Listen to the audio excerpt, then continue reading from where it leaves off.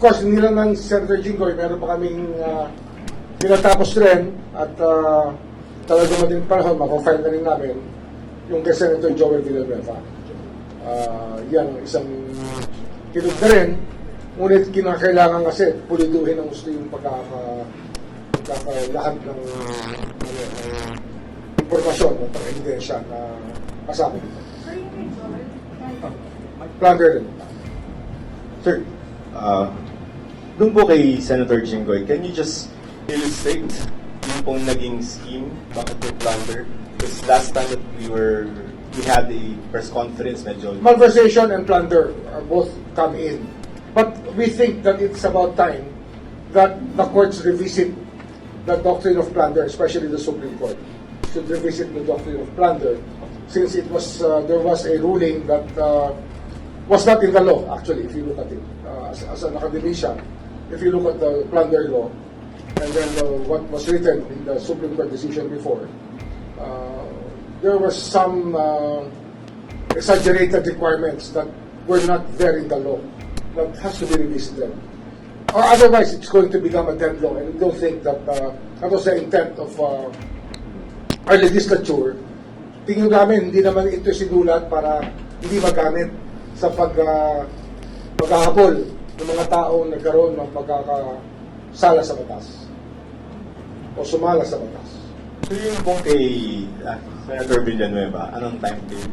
Ilang weeks po kaya yan bago bumagsak sa puno? Baka 2 linggo pa. 2 linggo pa. Painit na painit yan eh.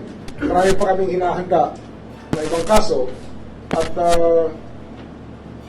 basta dahan-dahan ilalatag namin yan ng sunod-sunod. Pero yung 2 muna ngayon, tapos meron pa kaming ibang mga siyempre, pinapursuit natin yung sa Congress, yung sa House. Kung ganun din ang attitude ng Committee on Appropriations, baka naman baka maniwala na sila pag finalo na namin yung ibang mga congressmen. Kasi marami rin kami nakahanda na para sa mga congressmen. Sir, konti muna. No? Sir, i-segue ko na sa sinabi ni Senator Marcoleta na parang iniisa-isa yung mga majority senators. Now you have Jinggoy, and then si Joel, si Senator Joel, and then some others. Yesterday he said... I do not want to get into the political mix of it kasi ito napakalinaw naman yung kaso niya. Napakalinaw.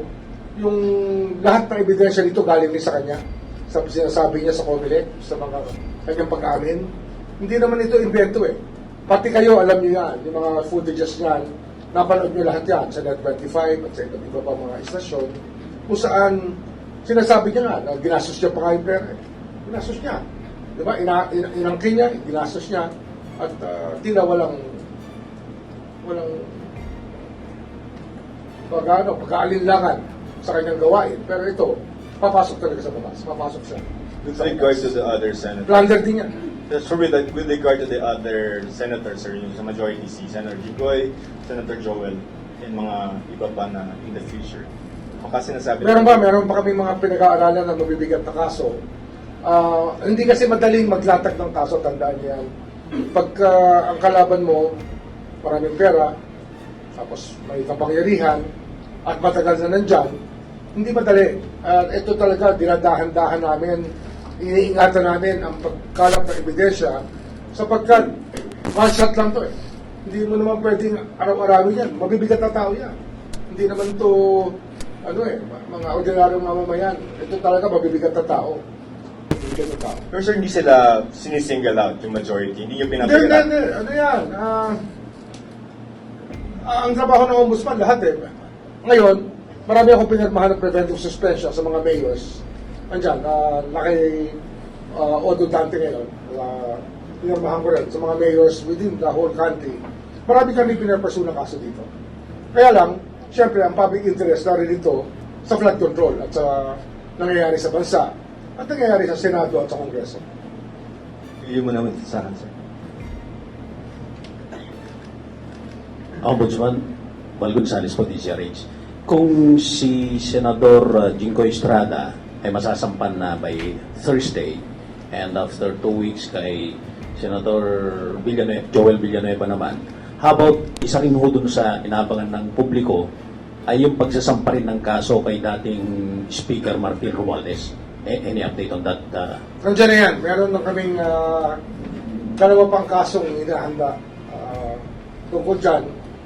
Meron kaming isa pang money laundering case mabigat. At of course, yung the grandest case of them all, itong pinakamabigat na kaso dyan, the conspiracy to defraud the treasury. Yun talaga yan, sa pamamagitan ng budget. Hindi madali ilatag yan. So we're being very careful about every premise that we make. Kasi first time ito gagawin sa kasaysayan ng Pilipinas na magkakaroon tayo ng ganitong klaseng kaso. May timetable na ho tayo. Wala kaming timetable dyan. Basta yung big case kasi, hindi mo pwede lagyan ng timetable dyan. Kinakalap namin ang ebidensya niyan. Binubuo namin sa araw-araw. Kaya we're here every day. We just go to work every day. And marami naman, it's bearing fruit. Marami naman kami nakukuha ng ebidensya. Kaya lang, nung araw kasi, pwede mag-file ng kaso, press con, tapos na. Tapos malalaman mo, 15 taon na wala pa nangyayari. Hindi po ganoon ang ating sistema dito. Sa atin, gusto natin, matapos ito as soon as possible time. Kung pwede nga, kung talagang ang korte ay magiging reasonable, dapat yan, hindi aabot ng 2 taon yan, may judgment na yan. Kung kami hindi abutin ng 1 taon, dapat ang depensa hindi rin abutin ng 1 taon. Kung sabihin nun, 2 taon yan, meron na dapat resulta yan. Ganun dapat ang kaso sa husgado. Kaya, hindi sanay ang tao dyan. Sanay tayo, well, filean mo. Kasi, di ba, matagal naman ma-dismiss ang kaso. Hindi ho dapat gano'n. Kasi ang lugi dyan taong bayan. Hindi na natin nakukuha yung pera, napapalis na yung mga kailangang makuha dapat, at nasasayang ang mga resources na dapat nakukuha natin para sa bayan. Last na lang po. May masasabi na po ba tayo this early na co-accused ni dating speaker sa kasong ipapagod? Marami siyang co-accused. Huwag muna natin pag-usapan. Basta marami siyang co-accused dito. Thank you. Yung in relation to this, no? Actually, yung hard stance ng House sa Romualdez cases yan. Kasi pinapasapiran namin yung record sa small committee at the Committee on Appropriations at ayaw nila ibigay. Yan ang sinasabi ko. Kaya, hindi madali. Sinasabi ko nga sa inyo, hindi madali yung aming gawain dito. Pero hindi namin ina-atrasan yan kahit sino pa. Wala kami atrasan. Sir, Gwen po from PCIG. Sir, I understand you said it's hard to settle by a table on filing of charges, but last April you said that plunder charges are expected to be filed against Senator Escudero and former Speaker Martin Romualdez. Sir, onti na lang po before matutuloy po ba yun? Hindi, this is it. Ito yung kaso yung sinasabi namin. It's a grand case. Kaya, probably, we thought it easier before. But as days go by, we know how obstinacy can block everything. And right now, they're being obstinate in the House, even for the records of the proceedings. Ganun lang to. Ito yung mga hadlang na ating overcome. At alam ko naman makukuha pa rin natin yan. Kaya lang, hindi nila ginagawang madali yung trabaho namin. Pinapahirapan kami, pero kasama yan sa sinumpaan naming tungkulin. At hindi kami na dyan. Hindi kami na hihinaan ng loob. So, hindi ko matutuloy this week? Huwag na natin sabihin yung panahon. Basta, ginahanda namin yan, darating tayo dyan. Sir, last, is the Ombudsman also considering requesting files from, congressmen who have claimed that they have files on insertions or have actually stated in public, may figures po sila Hindi, sinasabi mo kasi, yung tungkol naman kay Leviste, di ba? Or meron din po ibang lawmakers na... Hindi, kukunin namin. Sige, oo. I think that Toby Chanco did volunteer files. Yes, sir. Toby Chanco volunteered files. Lahat yan, kinukuha namin lahat yan. And those who can contribute, welcome po yan. Basta magagamit namin sa kaso. Thank you po. Sir, 213 yung conspiracy to defraud? Basically. Ano yan eh, it is a layman's ano mo lang, layman's explanation mo lang ang ginagawa ko. Wala pa tayong technical. The technical things about what specific provision and the terms that we will use to label the crime, that will come later. Sinasabi lang namin, that's the big case na kinakailangan matapos. 24 budget. Conspiracy yan eh. It's only a description Okay. of what we are trying to put together. Sir, good afternoon. On ano lang, yung budget. Kasi sir, di ba, as lawmakers, the job is to propose amendments to the submitted budget Yes, of of the course, President. of course. So how do you distinguish a legitimate proposal for amendment and when does it reach the level of being a crime already? Ayan, iba namang usapan yan. That's very specific. Kasi they could just say I don't na... think it's right for me to answer anything of that magnitude because it would refer to many situations that we face in the investigation. Kaya yung conspiracy to defraud comes in different phases and different parts of the narration. Kaya hindi ho natin pwedeng sabihin kagad na ito yan. Hindi po. Binubuo natin lahat yan para magtugma-tugma lahat ng bagay. Sir, part ba nung difficulty is because proposing an amendment on the part of the lawmaker is not per se a Hindi, crime? pwede yan. Alam mo yan, may period of amendments yan sa rules. Meron yan. Ang hinahanap mo rito, yung amendments na wala man sa record eh. Na Small committee. yung i-insert ka lang sa sunod ng final version ng budget. Mga amendments na hindi kasama sa plenary deliberation pero bigla na lang nagbago, nagmilagro. O yung small committee nga eh. Kaya nga, ito yung tinatanong mo eh. Ngayon, they're trying to stop us from getting the information. But I told you about that already this point. The first thing that I told you about was this one. The hardliners who do not want us to get into the bottom of things. At marami dyan nasa house ngayon. Sir, 2024-2025 budget. 25, 24, yes.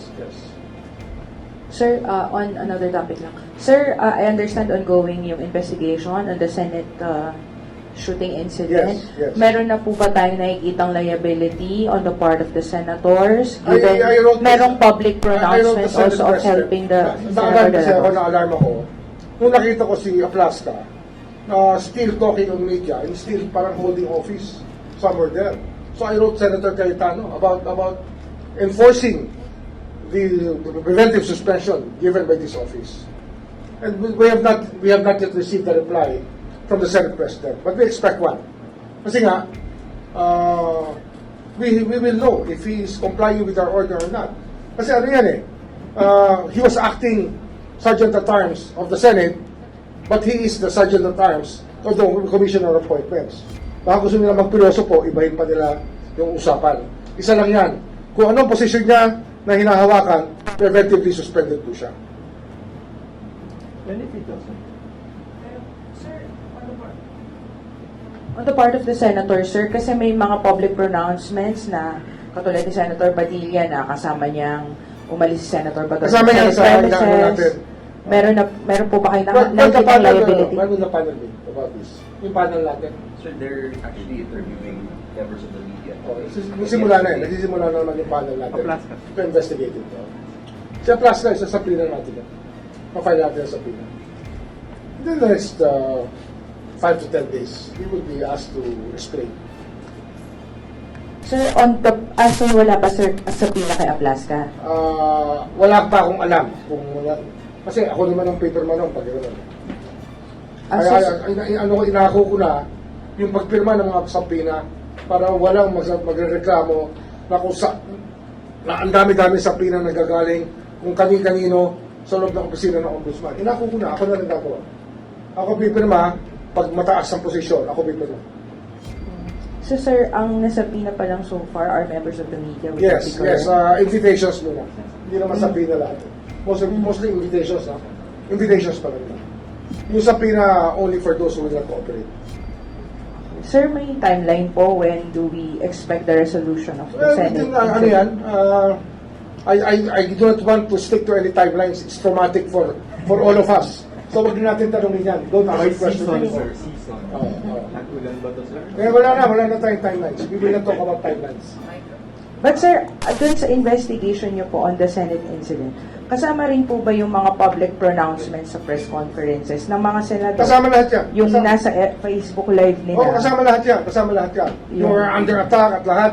We will get to the bottom of it and we will come up with the truth kung ano nakita namin totoo.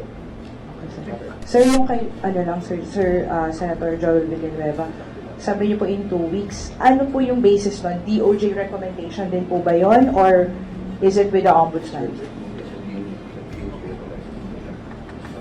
DOJ recommendation, but we're not adopting the DOJ recommendation in toto because we view it differently. Diba? Kaya nga we delegated to them, but we are not hard bound to agree with their findings. We can still change the findings if we think that it has to be changed.